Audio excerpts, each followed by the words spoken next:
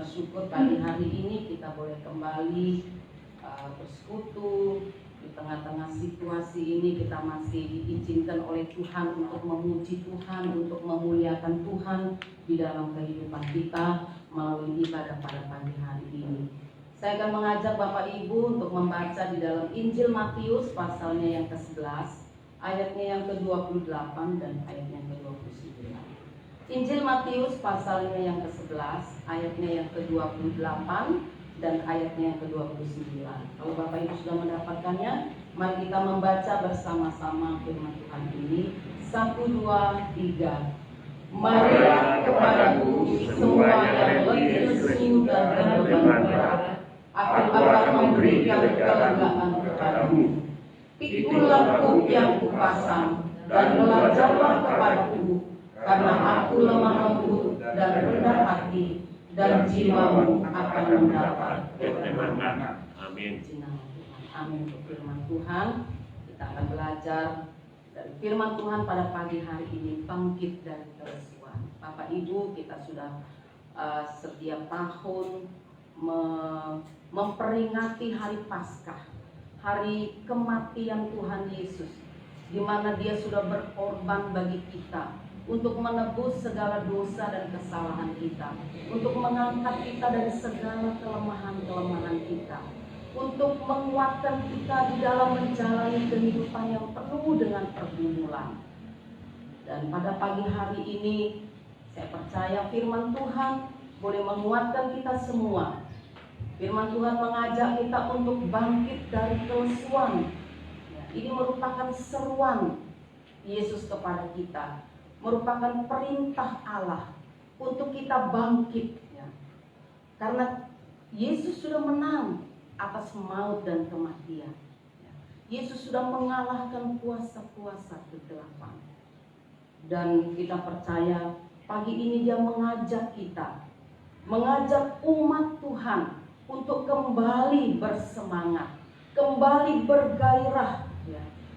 Bapak Ibu yang dikasihi Tuhan, kelesuan bisa jadi membuat seseorang menjadi malas, menjadi enggan karena terlalu lelah, ya. Kita menghadapi begitu banyak peperangan, kita menghadapi begitu banyak persoalan, terlebih lagi kehidupan yang belum pasti, ya. Orang selalu bertanya kapan COVID ini berakhir, kapan ini selesai, ya. Orang selalu menunggu kepastian. Bahkan Bapak Ibu, orang yang sangat energik, orang yang paling bergairah sekalipun akan ada masanya menjadi lesu.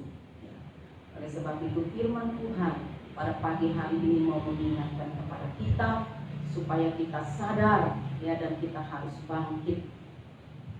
Mungkin situasi dan kondisi saat ini membuat hidup kita menjadi lesu, ya. Memang tidak mudah Bapak Ibu untuk terus berjalan di saat suasana hidup yang tidak memungkinkan, ya, dan yang tanpa kepastian. Memang dunia ini, orang bilang dunia ini sudah semakin tua, ya. Jadi banyak sekali di sana sini kita dengar begitu banyak kejahatan, belum lagi kita dengar bencana di sana sini terjadi, ya. Itu sungguh mengejutkan kita sebagai orang-orang percaya, tetapi kita percaya kepada Tuhan. Tuhan akan memberikan kepada kita kekuatan. Bapak Ibu dikasihi Tuhan, memang benar bahwa salib Yesus itu menandakan bahwa hidup ini tidak akan berjalan dengan mulus. Menjadi orang Kristen tidak menjanjikan bahwa kita akan hidup nyaman dan tentram, ya. Namun apakah ini akan mematahkan semangat kita, ya, dan kita akan terus menjadi lesu di dalam kehidupan ini? Kita percaya ada Roh Kudus yang selalu siap menolong kita, ya, di saat kita mengalami kelesuan.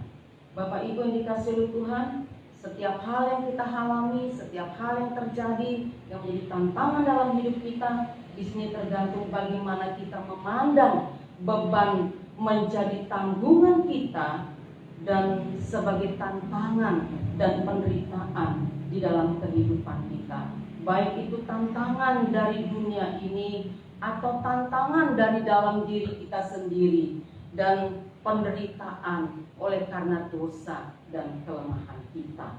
Ya.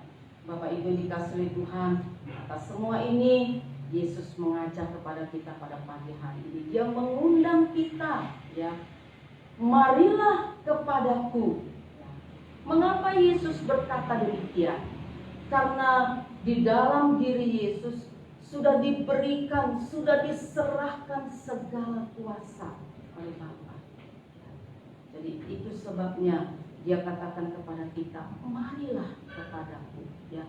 Ini artinya undangan Yesus untuk kita datang kepadanya, meletakkan beban di bawah kaki Tuhan. Ya. Saya percaya Bapak Ibu memenuhi undangan Yesus pada pagi hari ini. Ya. Dan ketika kita ada di hadiratnya, kita ada di hadapannya, kita mau datang di bawah kaki Tuhan, meletakkan semua beban pergumulan kita, menaruh semuanya di bawah kaki Tuhan. Dan undangan untuk berserah kepada Yesus, berserah kepadanya. Karena Yesus tahu Bapak Ibu bahwa kita tidak mampu menanggung, ya, atau kita tidak mungkin sanggup melepaskan beban itu sendiri. Itu sebabnya dia mengundang kita, marilah kepadanya, marilah datang kepadanya. Bagaimana caranya kita merespon undangan Yesus Bapak Ibu? Yang pertama, kita datang, hampiri hadiratnya. Kita harus memiliki hubungan yang dekat, yang intim dengan Tuhan setiap saat Bapak Ibu. Kita tidak pernah bisa lepas dari kasih Tuhan. Ya. Kita tidak mungkin hidup mengandalkan kekuatan kita sendiri. Karena di dalam diri kita, segala sesuatu itu ada batasnya. Ya. Ketika batas itu tiba, kita akan menjadi lesu, kita akan menjadi lemah. Oleh sebab itu, mari kita terus memiliki hubungan yang dekat dengan Tuhan. Kita melakukan saat teduh yang berkualitas, bukan hanya sekedar lipat tangan dan tutup mata, tetapi harus ada hubungan yang intim dengan Tuhan. Sebagaimana hubungan orang tua dengan anak, ya, itu terjalin batin yang sangat kuat. Bahkan kita bisa merasakan apa yang anak kita sedang rasakan, apa yang anak kita sedang alami. Ya. Begitu juga kita dengan Yesus. Sampai kita tahu betul apa yang menjadi keinginan Tuhan untuk anak-anaknya. Harus ada hubungan yang dekat dengan Tuhan, hubungan atau saat teduh yang berkualitas. Ya. Kalau Bapak Gembala sering mengatakan kita harus punya istirahat yang berkualitas. Ya. Itu baik. Istirahat yang berkualitas, saat teduh yang berkualitas, ibadah yang berkualitas. Ya. Percayakan kepada Tuhan hal-hal yang tidak bisa kita kerjakan dan hal-hal yang tidak bisa kita kendalikan. Tuhan memegang masa depan kita. Kalau kita lagi dalam Roma 8 ayatnya ke-28, di sana dikatakan bahwa kita tahu sekarang bahwa Allah turut bekerja dalam segala hal untuk mendatangkan kebaikan bagi mereka yang mengasihi Dia, yaitu bagi mereka yang terpanggil sesuai dengan rencana Allah. Saya menggarisbawahi segala hal. Jadi mulai dari hal yang terkecil dari kehidupan kita, yang mungkin kita sepelekan, yang kita abaikan, itu dikerjakan juga oleh Tuhan. Bahkan sampai perkara-perkara yang besar, yang mustahil bagi kita, yang tidak pernah kita pikirkan dan bayangkan terjadi, baik dalam kehidupan kita maupun dalam kehidupan dunia ini, itu semua dikerjakan oleh Tuhan. sebab itu Bapak Ibu, apa yang membuat kita khawatir di dalam kehidupan ini? Semua hal yang terjadi tidak harus membuat kita menjadi lemah, menjadi lesu, ya. Karena kita memiliki Allah yang besar, ya. Allah yang luar biasa, Allah yang dahsyat. Yang kedua Bapak Ibu, bagaimana kita merespon undangan Tuhan, yaitu dengan kita berdoa dan berjaga-jaga, ya, dalam Matius pasalnya yang ke-26 ayatnya yang ke-41. Berdoalah juga di dalam roh. Mari kita belajar untuk mengutamakan firman Tuhan saja di dalam kehidupan kita. Bapak Ibu yang dikasihi Tuhan, kita harus tetap berdoa, karena itu yang dikehendaki Tuhan. Kita berdoa dan berjaga-jaga, karena tidak tahu apa yang akan terjadi hari ini, esok, dan seterusnya. Kalau kita senantiasa berdoa dan berjaga-jaga, artinya kita sudah siap, ya. Kita siap menghadapi apa saja yang akan terjadi. Bahkan mungkin kita tidak pernah berpikir tentang kematian kita itu kapan, ya. Kalau itu tiba waktunya, kita sudah siap. Segala sesuatu harus kita persiapkan. Oleh sebab itu kita harus tetap membaca firman Tuhan, ya, merenungkan firman Tuhan di dalam kehidupan kita. Bapak Ibu yang dikasihi Tuhan, kita harus senantiasa untuk fokus kepada firman-Nya, berpegang kepada janji-janji Tuhan, ya. Karena di dalam Mazmur 119 ayat 105 dikatakan bahwa firman Tuhan itu dia menjadi pelita dan menjadi terang bagi kehidupan kita. Hanya firman Tuhan. Kalau kita melihat dunia ini semakin gelap Bapak Ibu, hanya firman Tuhan yang sanggup menerangi setiap langkah hidup kita, yang akan menuntun kita dalam setiap langkah hidup kita. Kita harus berjalan kemana? Tuhan yang menuntun kita. Kita bersyukur bahwa kita berpegang pada ketetapan-ketetapan Tuhan. Kita bersyukur kalau kita senantiasa diterangi oleh firman Tuhan. Itu sebabnya setiap saat kita mengucapkan firman Tuhan, ya. Karena untuk kita berjaga-jaga Bapak Ibu, karena firman itu menjadi kekuatan, menjadi pengharapan, menjadi penghiburan di dalam kehidupan kita. Selanjutnya firman Tuhan yang berkata, semua yang letih lesu dan berbeban berat. Adakah Bapak Ibu yang hadir pada pagi hari ini sedang letih lesu, berbeban berat? Tetapi jangan putus asa Bapak Ibu. Masih ada Tuhan di dalam kehidupan kita. Asal kita mau datang kepada Tuhan, Dia siap menolong kita. Letih lesu dan berbeban berat adalah keadaan tanpa semangat. Orang yang sedang dirundung kekhawatiran, tidak ada pengharapan. Letih lesu oleh persoalan hidup kita, serta oleh beban dosa. Sebabnya setiap saat Yesus mengundang kita untuk datang kepadanya. Setiap waktu Bapak Ibu, 24 jam Tuhan membuka tangannya untuk menerima kita. Kapanpun dan apapun keadaan kita, Tuhan tidak memandang, tidak membeda-bedakan. Asal kita mau datang dengan segenap hati kita kepada Tuhan, maka Dia siap menyambut kita, menolong kita, menghibur kita, menguatkan kita bahkan memberikan jalan keluar kepada kita.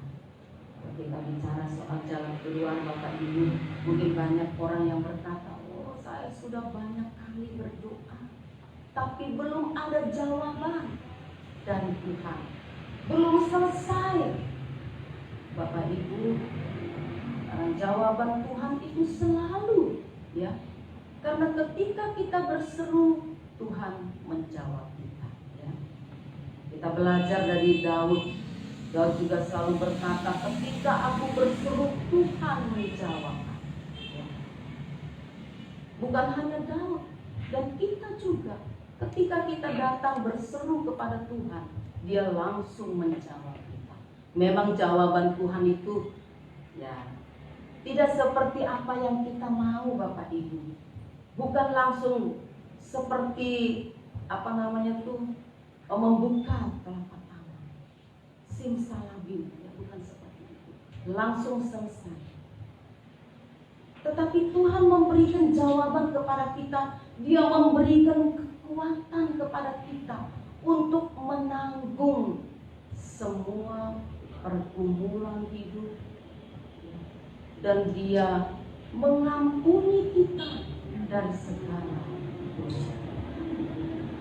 Jadi kita bersyukur kepada Tuhan yang selalu setia di dalam menolong. Bapak Ibu, apa tujuan Tuhan mengundang kita? Apa tujuan Tuhan mengajak kita? Marilah kepadaku semua yang letih lesu dan berbeban berat. Tidak lain Bapak Ibu, karena Yesus ingin memberikan kelegaan kepada saya dan kepada Bapak Ibu. Dia mau memberikan kelegaan. Dia memberikan kekuatan. Dia membangkitkan semangat dan gairah untuk kita terus memandang kepada Tuhan di dalam kehidupan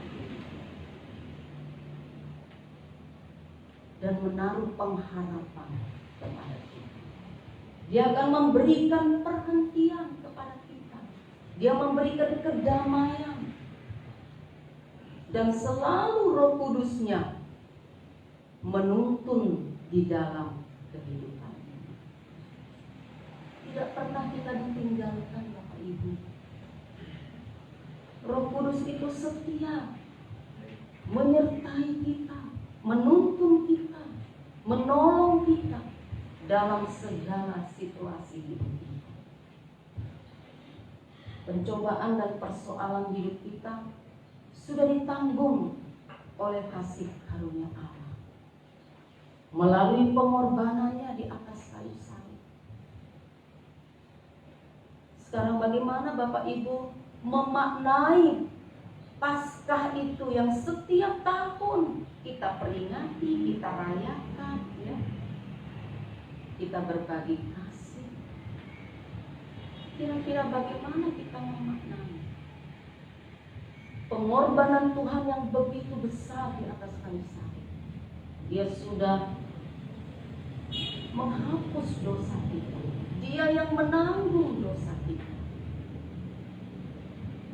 Oleh sebab itu Bapak Ibu, mari bangkit dan terus bersemangat untuk memuliakan Tuhan di dalam kehidupan kita. Meskipun kondisi, situasi, suasana dunia ini sangat-sangat mengkhawatirkan. Mungkin bukan kita sendiri.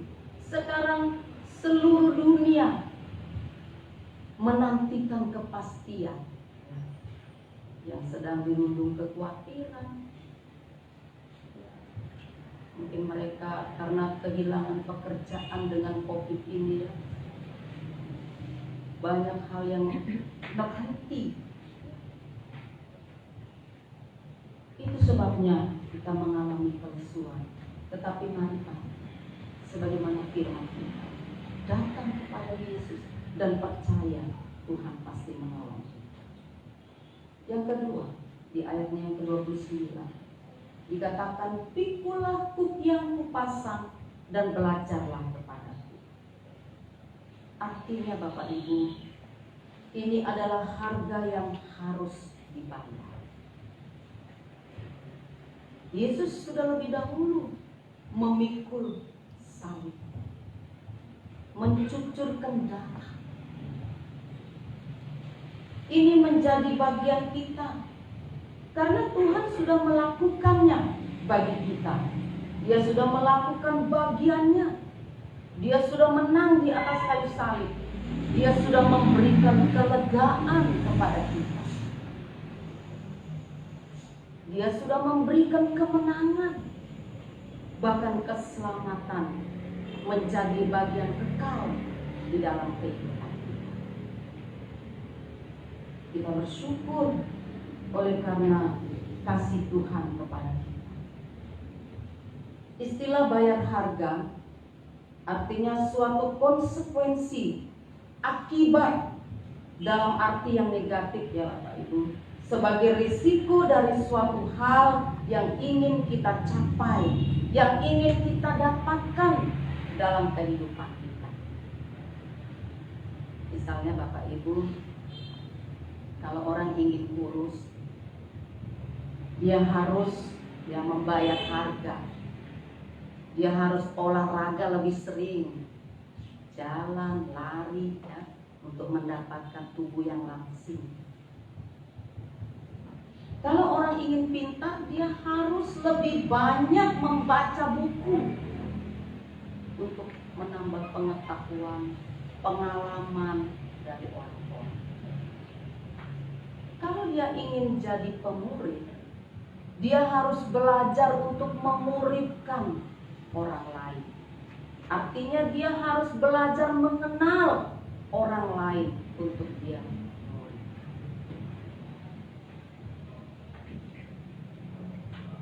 Jadi Bapak Ibu yang dikasih oleh Tuhan, istilah bayar harga kita gunakan untuk menggambarkan suatu pengorbanan. Yesus telah menjadi teladan bagi kita dalam hal pengorbanan. Dia sudah berkorban, menyerahkan nyawanya. Dia sudah berkorban, mencucurkan darahnya. Kalau kita masih belum seberapa ya pengorbanan kita, belum sampai mencucurkan darah.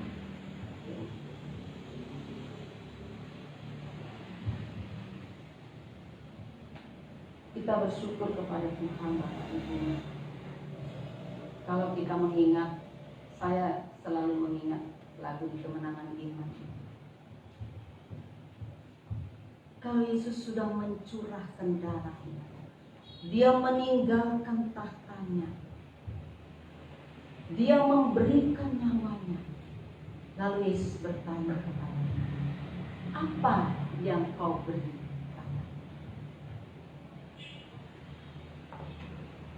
Mari kita renungkan, apa yang kita mau beri kepada Yesus?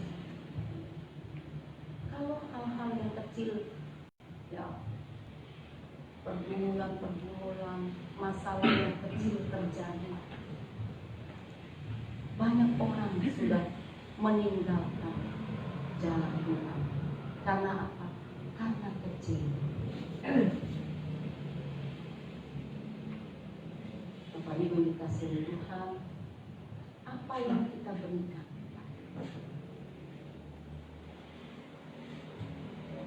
Oleh sebab itu mari kita belajar. Ayat yang terakhir dikatakan, aku lemah lembut dan rendah hati. Belajar kepada Yesus. Mengapa kita harus memandang kepada Tuhan?